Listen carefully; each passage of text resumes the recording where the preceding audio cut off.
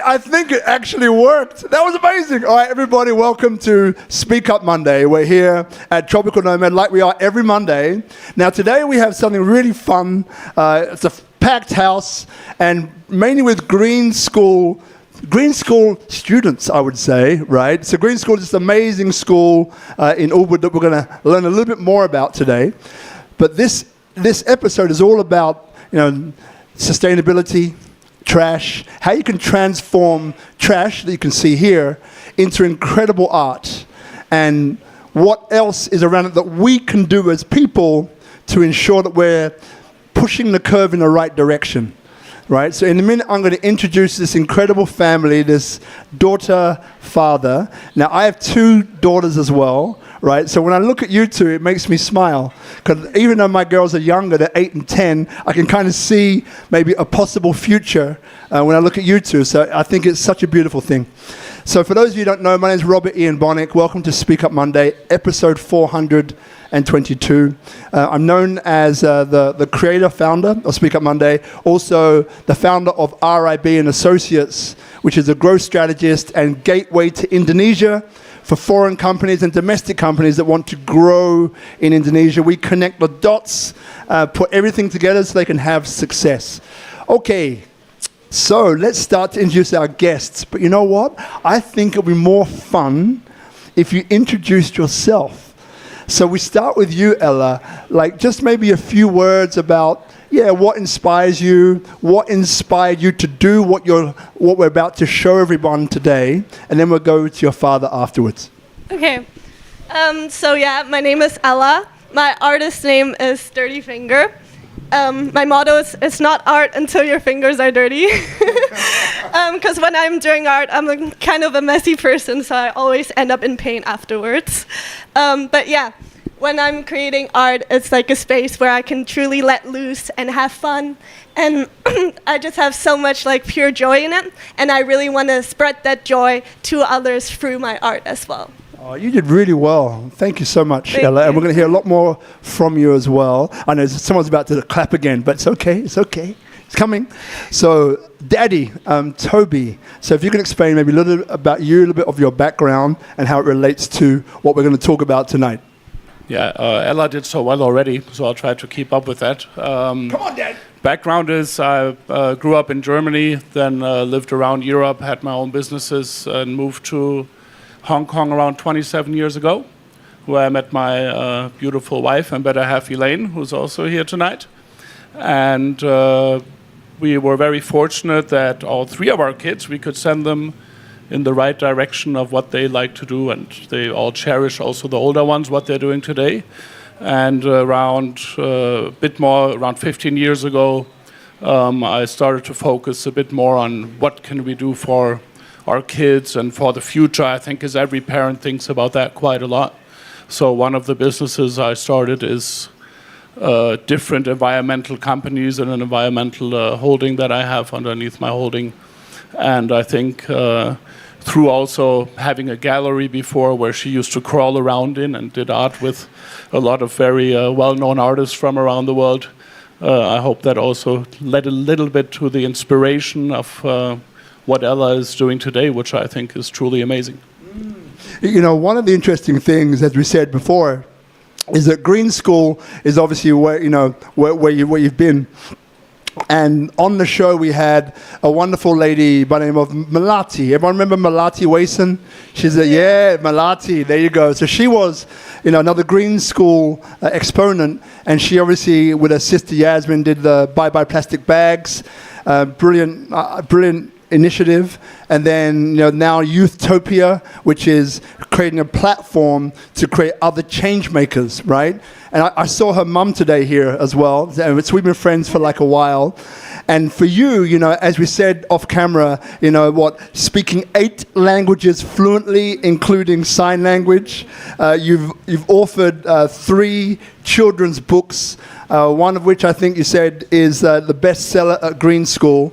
And you have this incredible inspiration, right, to do this greenstone about this. So I think a really good place to start for those who may be watching who don't know anything about green school, that maybe they've heard about it and don't know anything about what a greenstone is, right? I think it'd be great coming from you.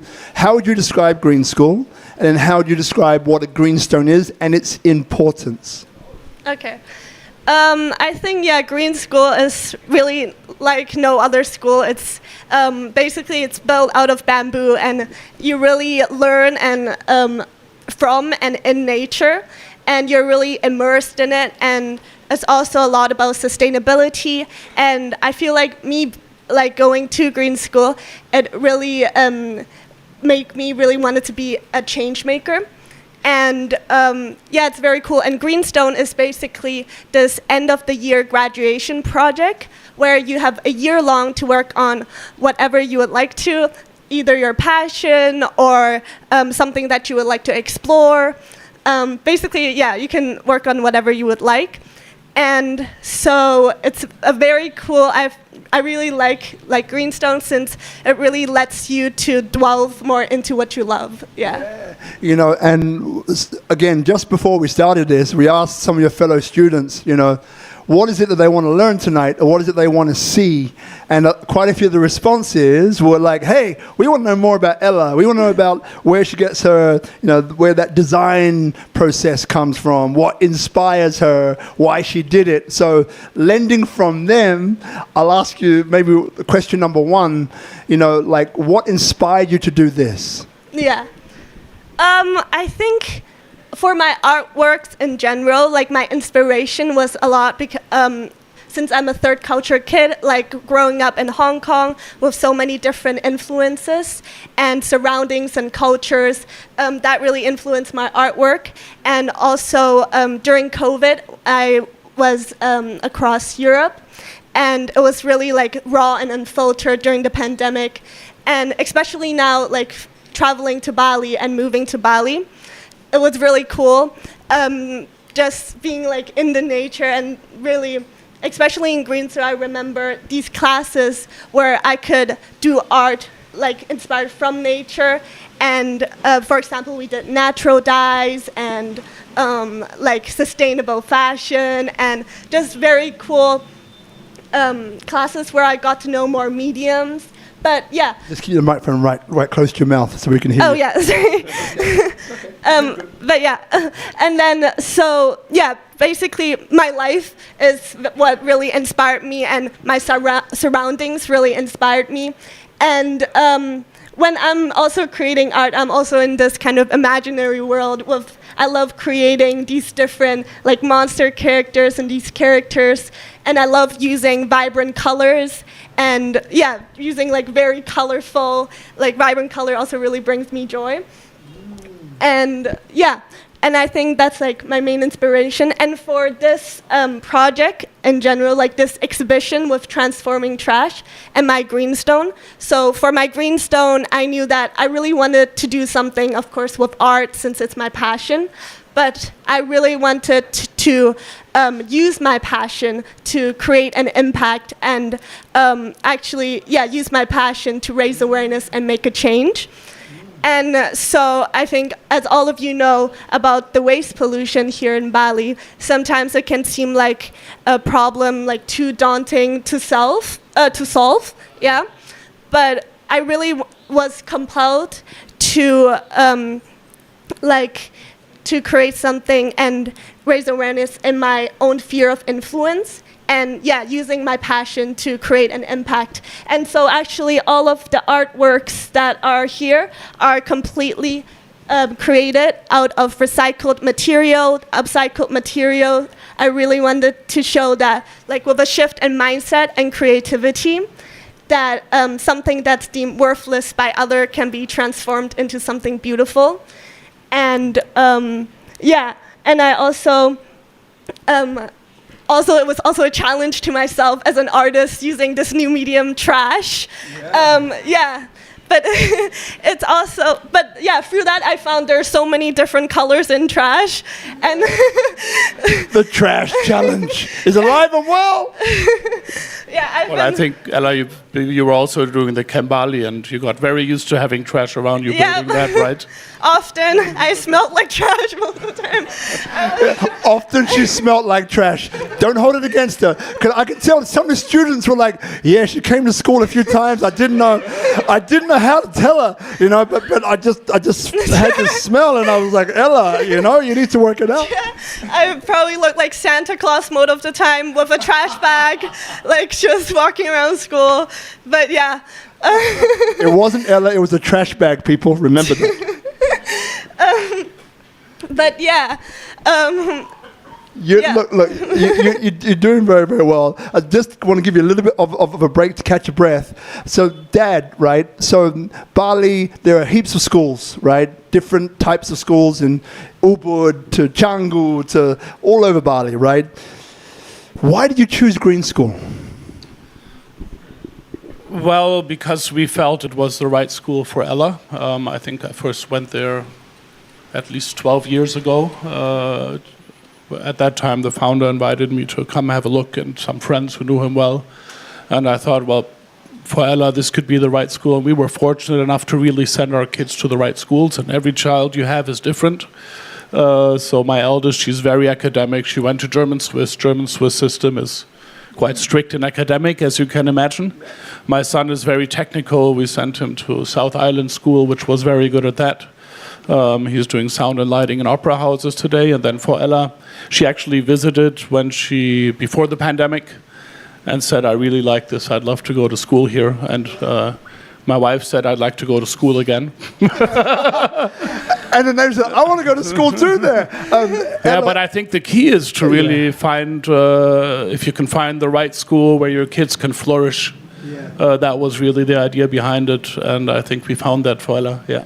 One of the things, because this is episode 422, we cover about 10 different industry sectors, including AI, tech, all of that. So now, for example, one of the challenges that we face, our kids are 8 and 10, or about to be 10, is right. So, the school system in general tends to lag behind the world of what's happening. Tends to, not all, right?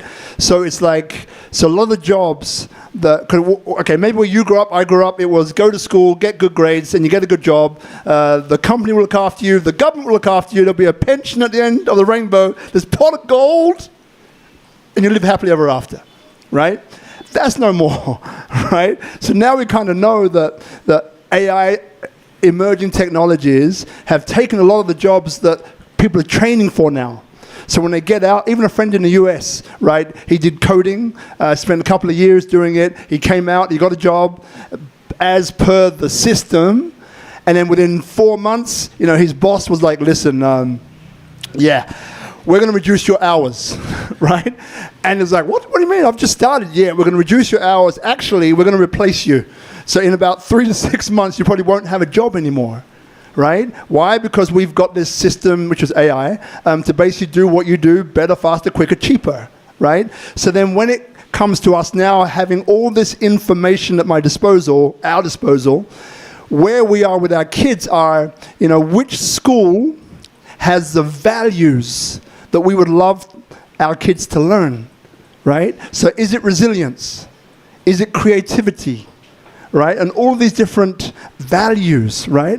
So then my question to you, Ella, is, so your dad said that when you went to Green School, you said, I want to go here.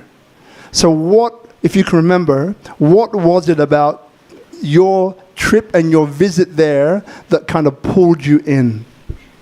I think, at first it was definitely the surrounding and just being, in nature. And compared to my school in Hong Kong, which is basically just, like a normal classroom, like every other school. But yeah, it seemed really cool. But I also really loved it because of how there were a lot of creative classes. And yeah, a lot of classes that really let you delve more into your passion.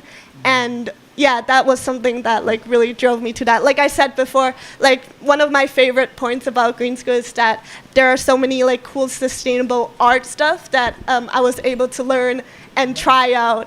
And yeah, and especially I feel like during my visit in Bali is so rich in its art. And I remember trying out these like silver making workshops and going to the art museums and the different textiles and glass and everything.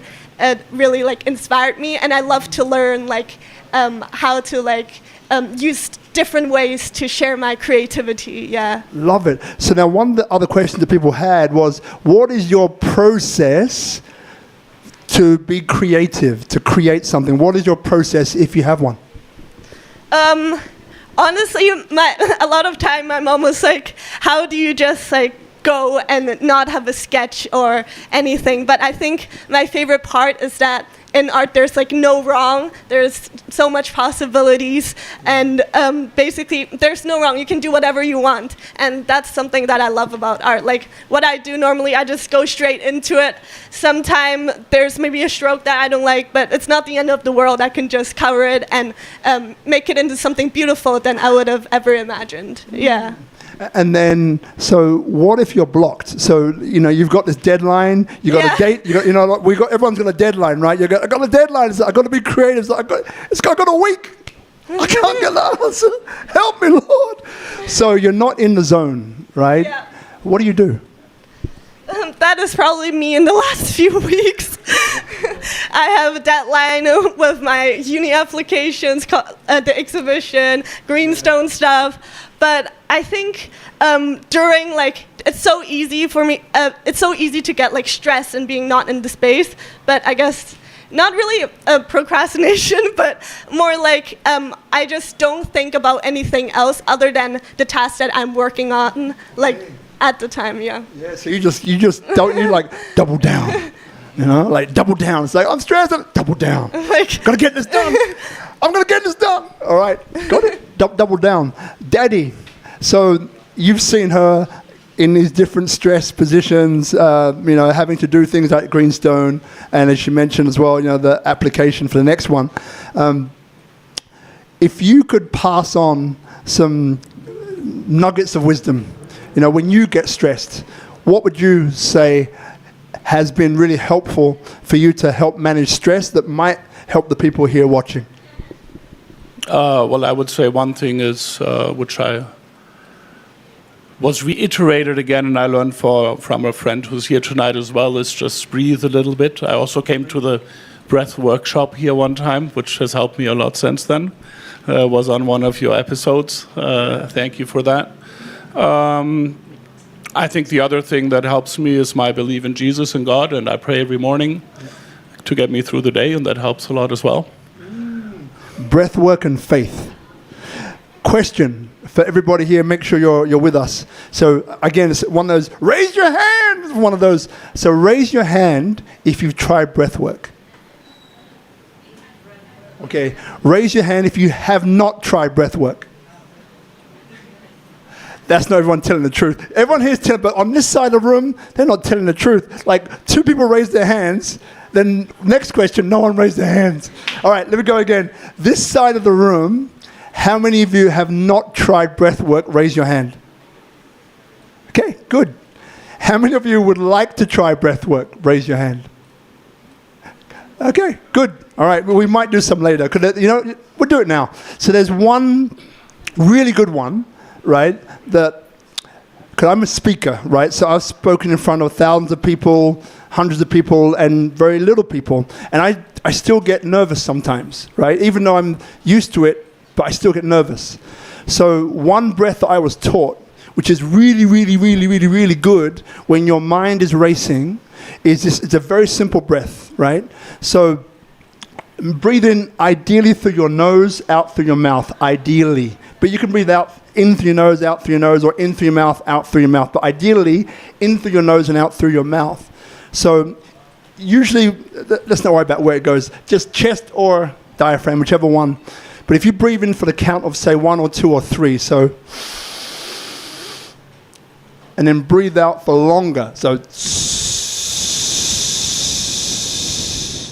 So you purse your lips and push the air out gently. So breathe in for the count of 1, 2, or 3, and then breathe out for the count, which is longer, 4, 5, or 6. By doing that 3 or 4 times, whenever you're in a stress situation, what it does is that it calms your parasympathetic nervous system and it just slows things down. Because again, when you race and you stress, your breath follows your thoughts. So when your breath is like, maybe not quite like that. People look at me a little bit strange, like, that guy is strange. Or you hold your breath, right? And you kind of, oh, I didn't breathe. So your breath and your thoughts are connected. So by doing that one breath, it slows everything down. And then you can gain control again and make better decisions. Okay, so back to you. So we've done what inspires you. We've done what it's about. We've spoken about Green School a lot, right? Is there anything else you'd like to tell people before we go to your dad, and then we're going to go to questions? Microphone to your mouth. Yep. I think another thing that really inspired me for this, like ever since I was small, because of my dad and Rotary, I've been part of a lot of like different charities and stuff, and I've always got like such immense like joy and fulfilling from that. I remember when I was about 6, like for my birthday, we went to Philippines to this one of the school that the Rotary Club has actually funded and created. And with the kids, it was such like a magical feeling through art, actually, because I didn't speak Tagalog, or so our form of communication was art, actually. I remember doing these like origamis with them, and it was something like very beautiful that stuck with me. And and since then, when I came to Bali, and I had the privilege to go to different like orphanages in Bali and in Lombok.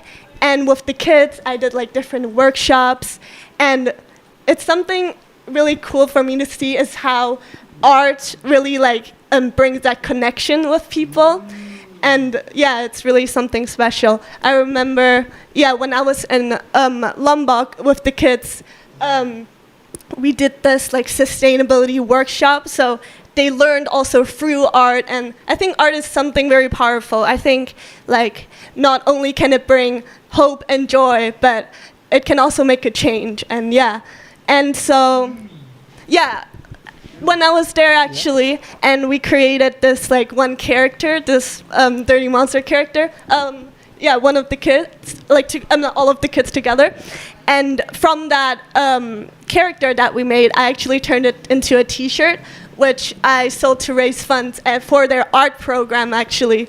And to me, it's very cool how I can use my passion to actually create an impact and like make a change. So and that also brings back to this exhibition, and how I'm really glad that I stuck with like using continuing with art for my greenstone, and creating an impact. That's why also, not only did I wanted to raise awareness about the waste pollution by showing visually, like how, by showing visually, but also, that's why I also wanted to do this online silent auction as well, so that actually, to do the online silent auction, since the profits goes to Indonesian impact projects for health, waste, and water, so that when I leave, I can continue to help those in need here. A question came up, and thank you for doing the online auction, everyone. I was going to say that, but you said it. Well done. So, okay, here's the thing. So, I grew up for 18 years in 2 children's homes in London, right? Yeah. And what I learned there, amongst other things, was unity and diversity. It was when we used to fight as kids like cats and dogs, all different. When I look at you here, I see people from maybe 10 or 15 different countries, right? That was me growing up in these children's homes. Well, 2 children's homes, actually. But we used to fight each other because we didn't get along, right? Not all the time. But what I found was that when something from the outside threatened all of us, we would all come together, forget our differences, and it would be like brother, sister. That's why I call people brother and sister, by the way. It's like that. So what I love about what you're doing and where we are, Indonesia, being unity and diversity. So if I asked you, where for you has been the most significant example of where unity and diversity has solved a challenge, what would you say? I think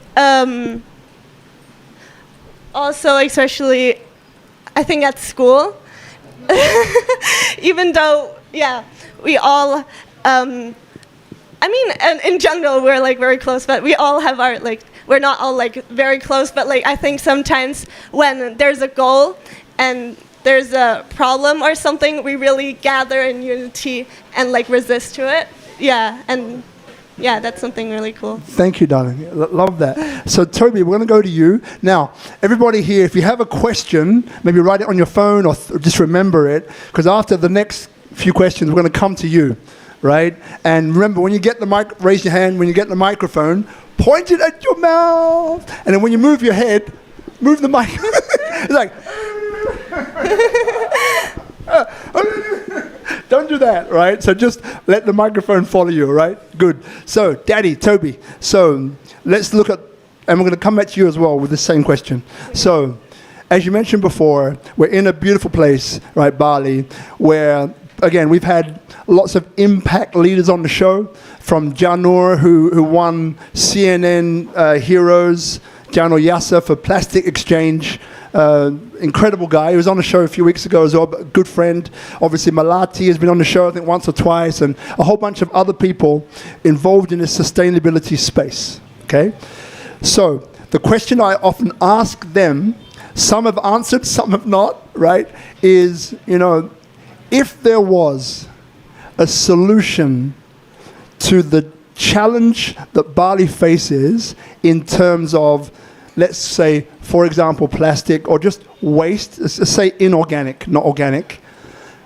You've been here for 30 years, you've had, 25, 30 years, 30 businesses, you have a whole incredible ecosystem that you've been nurturing and feeding over those years. But what would you say could be the answer or part of the answer to solving that issue? Well, I think there's only two ways to drive change in the waste area. One is legislation, which of course is very important, because if not, with whatever you do, you can't reach the economies of scale that are required. The other one is bottom up. I think it's very hard to teach an old dog new tricks. So it's probably teaching the youth and working with the youth and starting at the level where the people are really affected. So I don't know if any of the people here know Bule Sampa, who's this German who has this really famous channel on Instagram, Benedict, and he actually works with the families themselves to start it off, and then they realize, oh, there's no trash. All of a sudden, our kids don't have diseases every week anymore. So I think that's a very strong, something very strong to start at the level where it's affecting the people the most as well, and showing them that if they clean their trash, by giving them the opportunity that it gets collected, etc., that they don't have to suffer through these illnesses, for example, anymore. Love that. And Ella, just before we come to you, for those people at home, so just a realization, fun fact, right? So almost 300 million people here in Indonesia.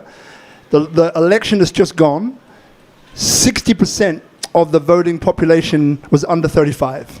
So Indonesia is one of the youngest, largest adopters of technology, right? So it's a country which is very young and has incredible potential and opportunity. And the decisions, as we know, the youngest vice president in history of Indonesia was just voted as well, Gibran. And so they start in October, right? So here's the thing. It's the youth which is driving it. That's my point, right? In the very near future. In other words, all of you sitting here, I see you all as change makers, right? All of the Green School students, I see all as change makers. I think of Malati, I think of you, I think of half the ones I've met tonight that got this spark inside of you that's like excited and like, let's do it, right? I'm looking at you, I'm sorry. You're like, me? Sorry. But it's true. So the question I just asked Toby was one of, being that we have this challenge, what could be the answer? So in relation to that, could I see you as well as a young change maker, just like Malati and many people here? So your voice is very important, right? Now, whether you're studying here, but you're part of this, yeah? So if I ask you the same question from your perspective, what maybe one or two things do you think could happen here that start this process of solving this particular challenge? Yeah, I think what my dad said was also very important is education, because I think a lot of kids and others don't know how to recycle or don't know the importance of it. It's because they don't know it.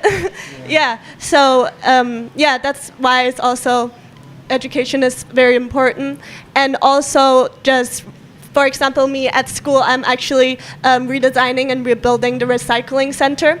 And it's for not just the community in the school, but people all around as well in the Sibang area. And so I've actually been going to the local community and teaching them about recycling as well, and about the space and how it's impacting the environment and so on. So I think also really taking initiative, if everyone do a little bit, it will become a lot. Yeah. Love it. Thank you very much. Very much. Okay, so we've arrived at that point where it's now questions from you. So if we have Ayu or Hadis, yeah. So we're going to grab this third mic. Remember, when you get, look at Toby's into it.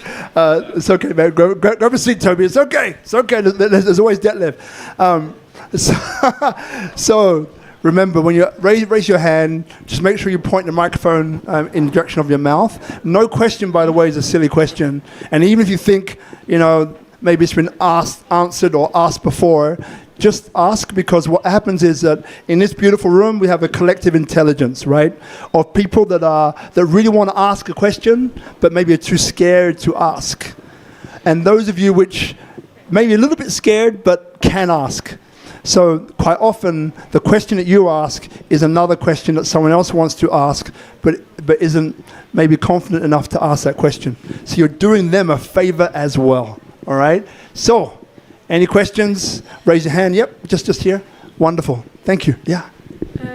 What are you what are you planning on doing in the future, and where are you hoping to get? Great question. Thank you very much. So Hadis, we get another one straight behind her. Thank you very much. Thank you for that great question, Livia. But yeah, in the future, I definitely want to continue to use my passion to create an impact, no matter where that is. And that's why, but I also really loved my time in Indonesia and would like to continue to support the people here in need, and that's why, I would like to continue to do so through the Indonesian impact projects. And again, there are QR codes around to scan. But I would really like to see also where art leads me and how much of a change art can do. Yeah. Wonderful question. And thanks for going first. That's why I pointed. I said, it's you. I knew it. You got the spark.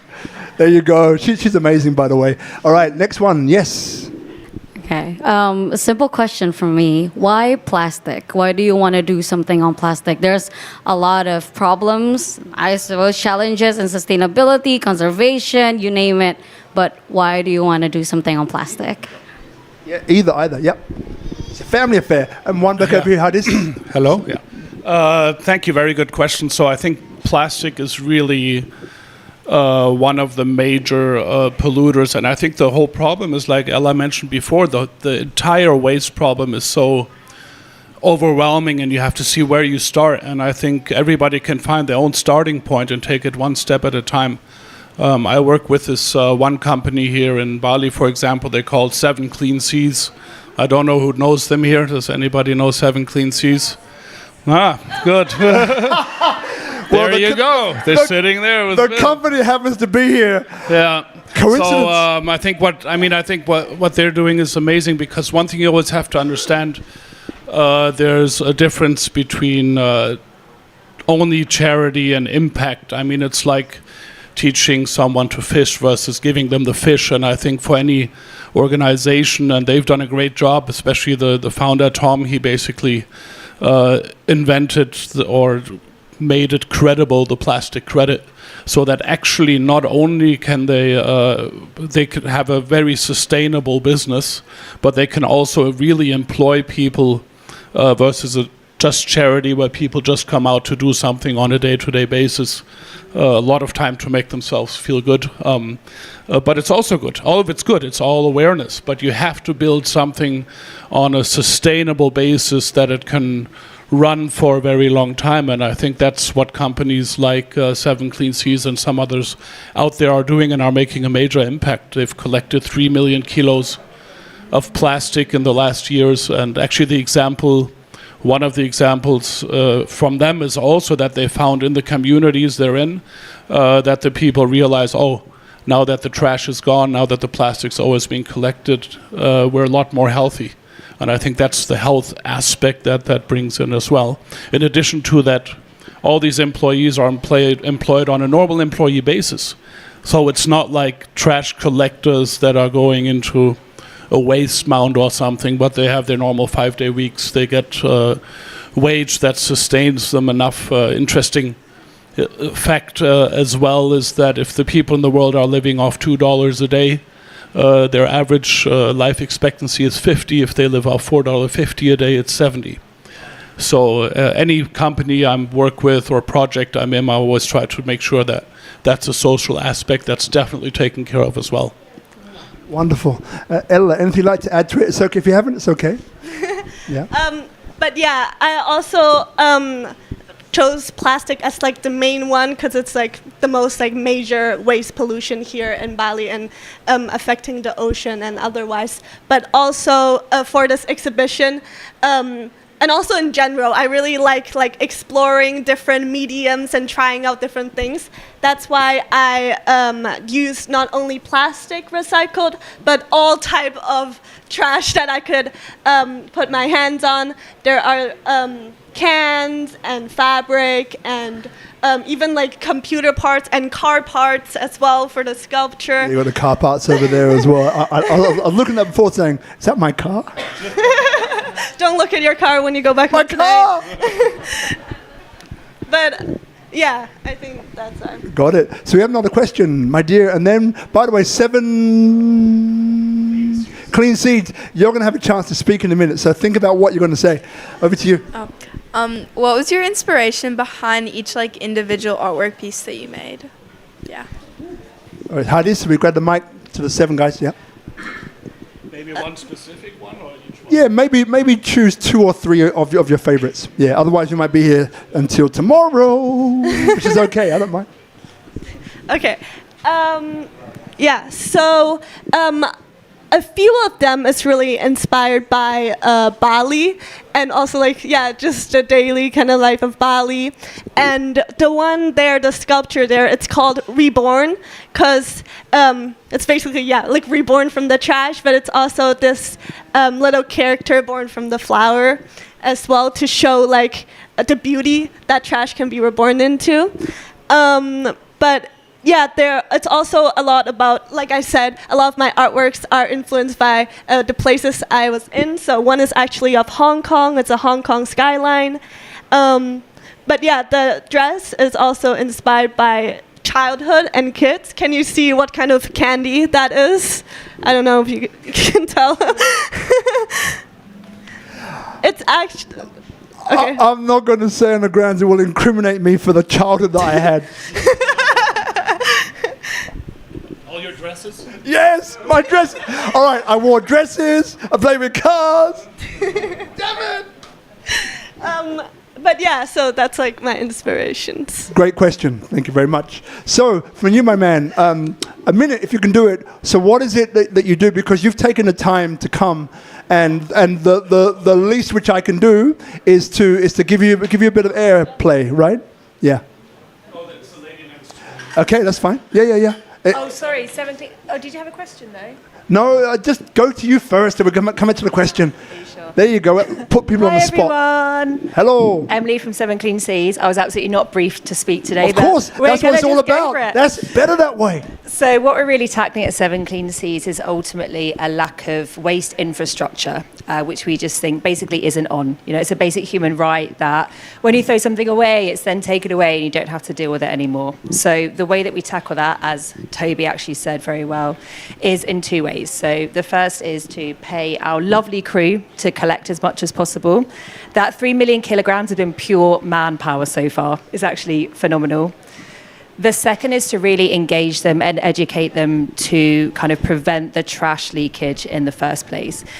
And actually another way is to work with businesses.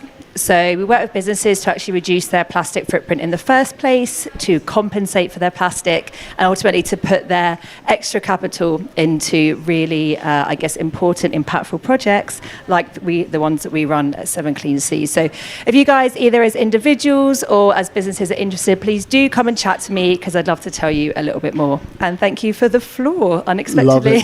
Love it. Love it. Round of applause just because we put it on the spot. There you go. So now the gentleman next to you, did you have a question? Yeah. So just while he's getting the question ready, so by the way, every week we do the stuff, meaning we don't rehearse, we don't script anything. I think it's more fun and more organic, and you get the real people and the real thing, not this staged kind of, oh, so smooth and elegant. No, we want it rough, a bit rough around the edges, then you get the truth. You get the truth. All right, yes. Well, maybe it's a very difficult question to ask, and I feel that we're missing one of the underlying issues with plastic, and that's single-use plastic and poverty. So a family cannot afford to buy a recyclable bottle of detergent. They have to buy the little sachet. They can't afford to buy a gallon of water and refill it every day. They end up doing little cups. So that's a difficult reality that I think all of our amazing efforts, mine for 20 years in Bali, Lombok, Sumbawa, Sumba, Flores, don't have an answer to. And maybe it's not a question, maybe it's just something to resonate. I know, Toby, you do a lot of work on a legislative level, but how do we create a solution to single-use plastic that is created by poverty? Great question. Thank you very much. Yeah, I think that's something very difficult to tackle. I mean, I'm also sometimes surprised that the pharmacies here try to sell me one pill for a course of pills, and they say, well, that's what the locals is all they can afford. So I put it a bit into there. We just had this discussion the other day with a friend I visited in Flores. He actually does a really good thing. He does the Komodo reef cleaners, and he regenerates some of the reefs out there. It's a great project as well that we went to look at. And we were talking about that you have these water filtration systems, but actually in a lot of households, they end up just as another bucket, because it's also teaching the people. And there was a really good, I talked to these boys a bit on Friday. They had a stand at the Rumble in the Jungle. You know what they were called, Rebecca? The Rain, or anybody else who's here? It's one of the projects from a student from last year from Green School. But they actually have a rain collection system which is cheap, and rain is actually a very good source of water. These small plastic sachets, I think at the moment, Bill, the only thing that can be done is find a way to collect it and recycle it until the affordability is there, or another option is there for these villagers, because simply from the sheer poverty, they don't have the chance or the opportunity to work with something sustainable at the moment. I fully agree. It's an issue, but if you would put in legislation, they wouldn't have it at all anymore. They couldn't afford anything. So that's the other side of the coin at the moment. Great question. Thank you for drawing light to that. Very much appreciated, yeah? So we have questions from you, my dear, was one. So Guz, so here first, yeah. just while we get the mic to you, there's been over the 100 episodes, there's been a few people. Christine from Terra Water was one. Jeroen, can't remember the name of his company, was another. The work that Bali Children's Foundation, Margaret Barry, is doing, which is this extreme outreach to some very poor parts of the community here. And she's doing different types of joint ventures with some of the companies I've mentioned before to also get water, which again, it's not like a gallon, but it's literally, it's a filtration system. So in other words, you can just, once you have it, it can be used again and again and again. And the way that they're getting is that they're subsidizing those. So there's not a payment that is having to be made from the villager or whoever it might be. It's being provided. But again, I don't know enough about that to be able to comment, but they're the ones that come into my mind. So another question over here, yeah. I forgot my question. Oh, a comment for Toby's discussion on like the plastic sachets. Why aren't we looking at the companies to actually create products in biodegradable packaging? You know, that kind of thing. Like, why is it always our responsibility to deal with all these plastics that are put out? They're the companies making the profits off of them. Can't they bear some of their responsibility? I know this is an age-old question. Yeah, but I think that's exactly where the legislation part comes in. Yeah. So if there's legislation, then on the production side, you can have the economies of scale to do it. To expect a manufacturer to do it without legislation when nobody's asking for it is an issue. And I'm always a big proponent. People talk a lot about sustainability 3.0. I think it has major issues. When we were back in Europe, I was shocked by what we created as a youth for this recycling business, which is so big now in Germany, that the manufacturers don't even think about how to design their product sustainable because they have such a huge lobby and they're making so much money. So I think sustainability 4.0 would be that with everything product we design or manufacture, we actually have to probably be forced to think during that whole process of developing a product, how can it return to nature? Yes. My question for Ella, regarding your work with Kambali and Sibong, I wanted to know what challenges you found working with the community on educating about recycling and bringing in the recyclables, because I know this project's been going on for at least 10 years. Yeah. What were your challenges in that? I think that some of them didn't even know it was there, so it was great to tell them about the space in general. And some knew that it was there, but they didn't know like how it worked, or they thought that it would just be easier to throw it in the trash or but it was really cool because then I got to show them and tell them like the journey of it and how exactly like how it would be better for health and exactly like that. Just a quick note, Kambali is a recycling center because a lot of people are watching maybe online internationally. That's the school recycling center, right, Ella? Yeah. Thank you. Great question. We're going to pass the mic along. Thank you. Right.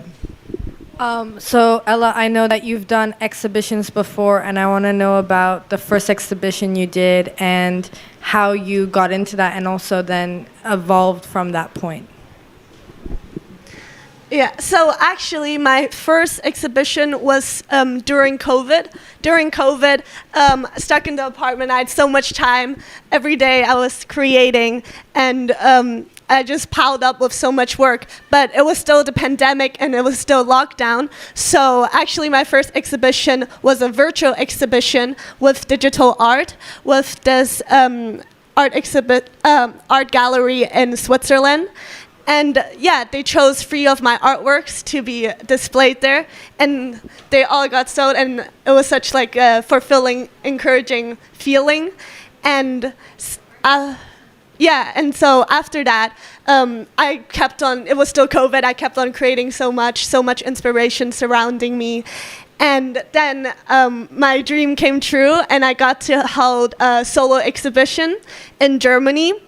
And and then now in Bali, this is my first exhibition in Bali, and I'm very excited for it, especially how, like with this new material, and the cause of it, and actually, I haven't told this yet, but the meaning of all 9 artworks is because in Chinese, 9, like gao, the pronunciation means like everlasting. And so I chose 9 artworks because I wanted to like everlastingly use my passion to make an impact and create a change. Yeah. Love, beautiful response. Wonderful. Very, very nice. Now, question. So this one, again, I love putting people on the spot, but they're all good people. Mr. Huberger, would you care to answer this one question? I'll go easy on you. If you can pass that microphone just in that direction, it will reach. So the question I'm going to ask you is, and then I'll explain to people why I've put him on the spot. So the question I want you to answer is, how can, and this will go to Toby afterwards as well, how can entrepreneurism help to solve some of the challenges that we were talking about tonight? Now, before he speaks, give you a bit of background. So Renat is a good friend. Good to see you, brother. So Renat scaled one of the largest companies in the world called South Pole. And this company originally was about facilitating, sometimes funding projects to remove CO2 from the environment. And then it, if I'm right, it pivoted to something else that you can explain, because I think it's better coming from you. And then after that, if you could answer that question of, what do you see, because we went through this before with you, the future being that you love Indonesia, your wife is Indonesian, your family and so on, even though you were born in Switzerland and so on like that. But what do you see as part of the solution as entrepreneurism can help to solve? So thanks a lot. Can you hear me? Yeah, one second. We got you now. 1 second. Yes, better? Good. So thanks for having me, and great work, Ella. Great work, Toby. Super, super excited to see this beautiful art and these sculptures. Very nice to observe this show tonight. So to your question, Rob, it's interesting that you asked that. We had a question before on the sachets, right? Why are poor people using sachets? What can you do about it? And I think what just happens naturally in the brain of an entrepreneur is to immediately think, could I create the business out of this? So I actually had immediately, but my reaction after a few seconds was, couldn't we create little companies that buy whatever these people need in big scale and start reselling it on village level in small doses without the sachets? That's just a thought that occurred to me immediately. And I think that's what you do when you're an entrepreneur. You see a problem somewhere, people talk about the problem, and you constantly think, isn't there a business to be made out of this problem? Because if there's a problem and I have a solution, I have a business. And I think my kids have been to the Green School as well. And I think the Green School is a fantastic place where entrepreneurs are being groomed just by instilling this solution thinking. It's a problem. That's fantastic, because I need a problem. Otherwise, I can't launch my business.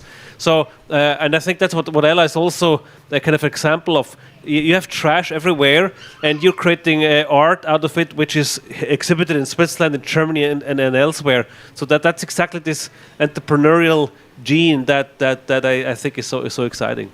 Thank you very much, Renat. And then for you, Toby, so, as Renat said, and we're working our way towards the end where we're going to do the launch, the preview of our show and have some refreshments and drinks. So if you're not here, you should be, but that's okay. The ones who are here can enjoy it anyway. So coming to the final questions now. So this idea, because we're talking about trash, transformation, right? When you can create value in something, it becomes monetizable. You can create a business out of it. So part of the challenge with a lot of plastic is that maybe people struggle to put a money value on it. So therefore, the guys who collect it all the way through to the recycling, upcycling, the money isn't there to pay the people to give them the incentive financially to make it happen. So from that perspective of maybe putting value on trash to then create entrepreneurial interest out of it. What's your view on that? Well, I think it goes back to sustainability 3.0 versus what I like to call sustainability 4.0.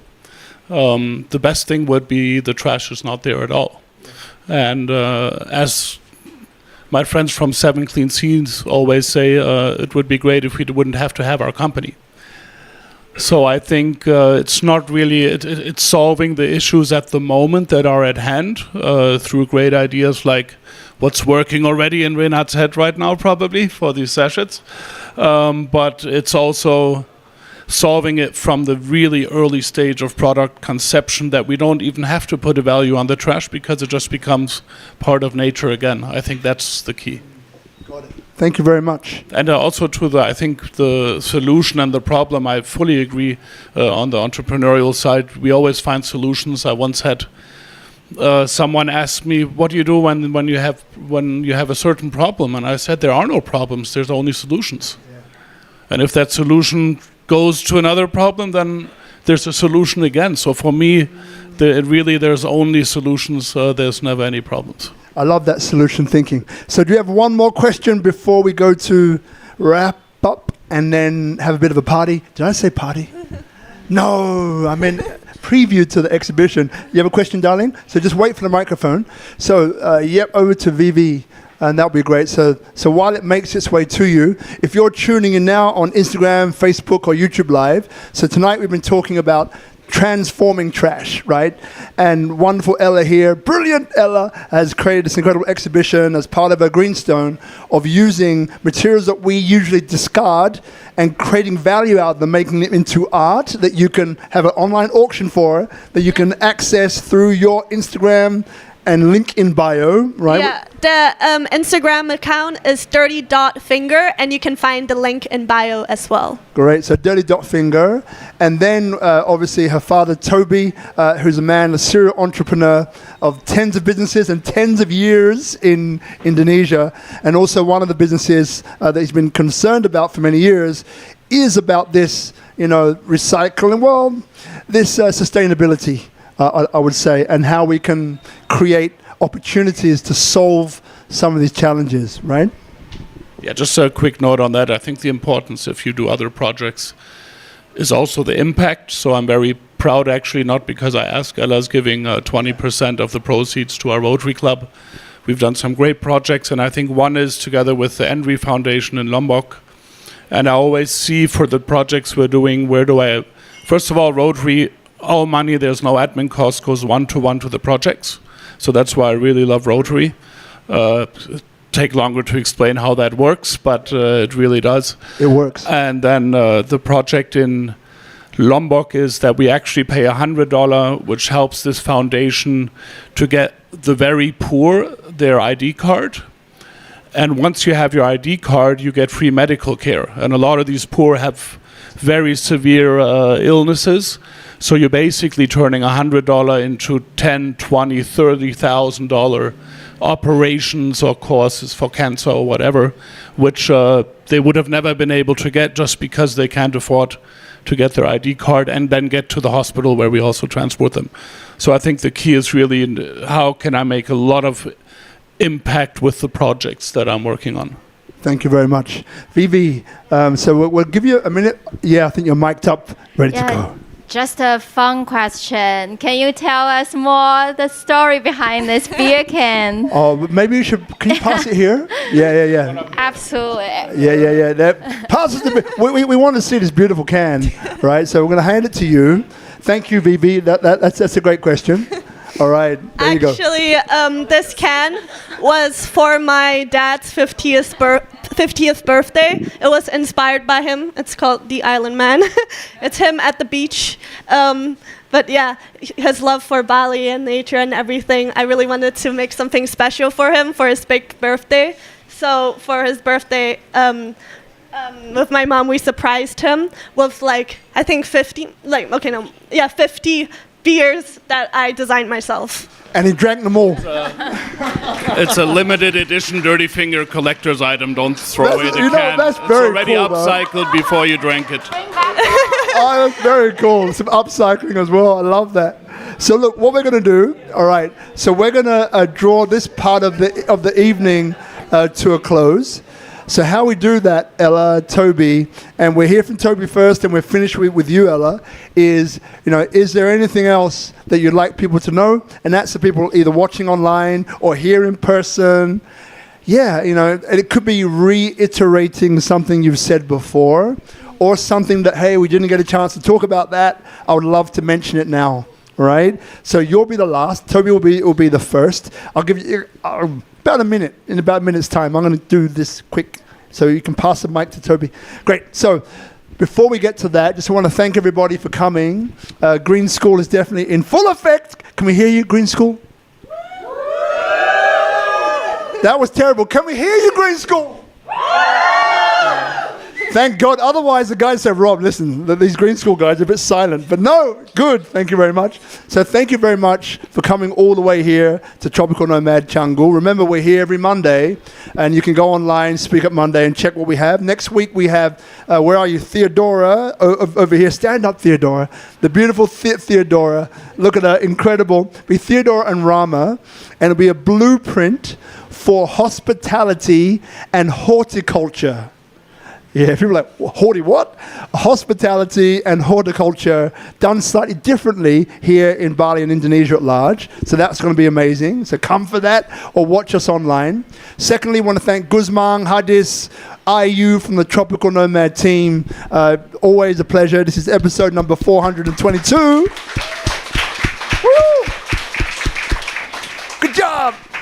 And look, now I just want to thank everyone that's come. I've done that, but I just want to thank you. So this is how it started, right? I don't know, maybe 4 months ago, because Toby I've known for a little while, and I'm very impressed by him as a person. So I said, Toby, look, we should do a SpeakuP Monday with you. Now, I was thinking about, entrepreneurism, future of Indonesia, 30-something businesses, doing fantastic stuff.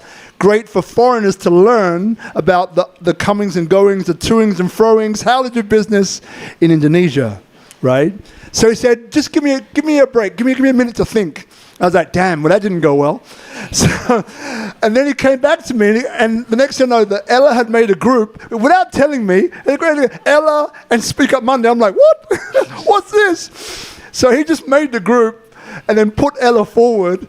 But then once I met you, Ella, right, and once I knew more about you, I was like, what a fantastic idea to have both of you doing one show together on so many levels, again, as a father, and so many other things. I just think it's been such a fantastic show.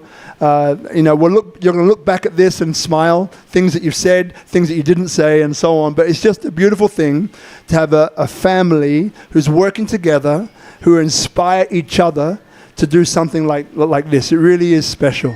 Really is special. So thank you so much for saying yes and putting me on the spot. I love that. It's my own medicine.